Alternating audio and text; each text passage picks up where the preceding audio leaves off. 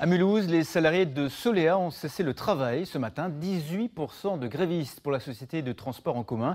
Ils ont manifesté dans le centre-ville pour protester contre les incivilités permanentes, en particulier depuis l'agression d'un de leurs collègues. C'était fin octobre. Nadine Lee, Odile Barthélémy. Quelques bras en écharpe pour symboliser la violence dont ils se sentent victimes. Les salariés de Solea ont manifesté leur colère ce matin, bloquant momentanément la circulation des tramways au centre-ville. Ils dénoncent les incivilités qu'ils subissent au quotidien, insultes, crachats, jets de pierre. Elles sont quand même régulières et violentes. Et aujourd'hui, il y a un ras-le-bol généralisé dans l'entreprise. 18% des salariés étaient en grève en cette journée de rentrée scolaire. Mais les usagers semblaient plutôt compréhensifs. Oui, je les comprends tout à fait. Il faut faire quelque chose, il y a un réel problème.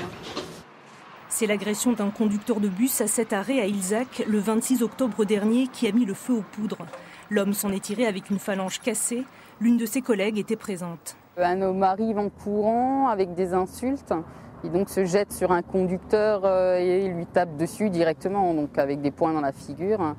Oui, sur le coup, c'est violent quand on s'y attend pas forcément, quoi. Un acte isolé, car si l'on en croit les chiffres, les agressions physiques ont chuté de 20% par rapport à l'année dernière. Il faut relativiser le niveau d'insécurité sur le réseau. Les agressions, il y en a, comme dans tous les réseaux de France. À Mulhouse, elles sont en léger recul. Elles sont contenues. Alors une agression, c'est toujours une de trop. Et on est dans ce contexte-là. On est dans le contexte de l'émotion. Le sentiment d'insécurité, lui, est bien réel. Avant de repartir, les manifestants l'ont signifié à un membre du cabinet du président de l'agglomération mulhousienne. Demain, retour du trafic à la normale.